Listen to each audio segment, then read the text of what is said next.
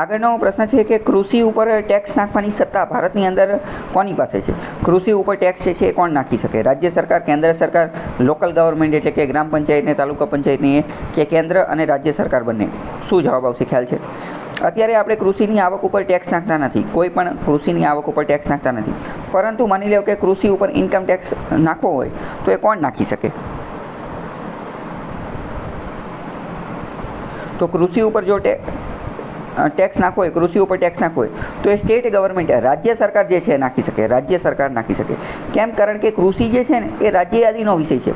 આપણે ભારતીય બંધારણની અંદર અનુસૂચિ 7 ની અંદર વાત કરીએ તો એમાં લિસ્ટ નંબર 2 રાજ્ય યાદીની અંદર જે છે, રાજ્ય યાદીની અંદર એગ્રીકલ્ચરને મૂકવામાં આવેલું છે. એગ્રીકલ્ચર ઇન્કમ જે છે એ એની અંદર મૂકવામાં આવેલું છે, બરાબર. એટલે ત્યાંની પહેલાં જે 3 કૃષિ કાનૂન બનાવે એટલે ત્યારે પણ એ વિરોધ થયેલો હતો કે એગ્રીકલ્ચર એ તો સ્ટેટ લિસ્ટ છે, તેમ છતાં પણ તમે આ કેમ બનાવી દીધા? તો ત્યારે કેન્દ્ર સરકારે એવો જવાબ આપ્યો હતો કે બરાબર, એગ્રીકલ્ચર જે છે એ સ્ટેટ લિસ્ટ છે એટલે રાજ્ય એની ઉપર કાનૂન બનાવી શકે, પણ વેપાર, ટ્રેડ એન્ડ કોમર્સ જે છે એ તો કેન્દ્ર યાદીનો વિષય છે. ટ્રેડ એન્ડ કોમર્સ એટલે કે ઉદ્યોગ ધંધા અને એનો ટ્રેડ, વેપાર કરો. તો અમે તો આ એગ્રીકલ્ચરના ટ્રેડિંગ માટેના કાનૂન બનાવીએ છીએ, બરાબર.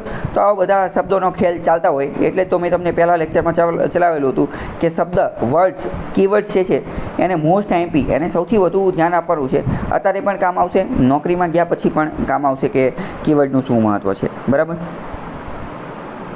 પ્રશ્ન એ પણ પૂછાઈ જશે કે એગ્રીકલ્ચર એ કયા લિસ્ટનો વિષય, કયા લિસ્ટમાં આવે છે? તો સ્ટેટ લિસ્ટની અંદર.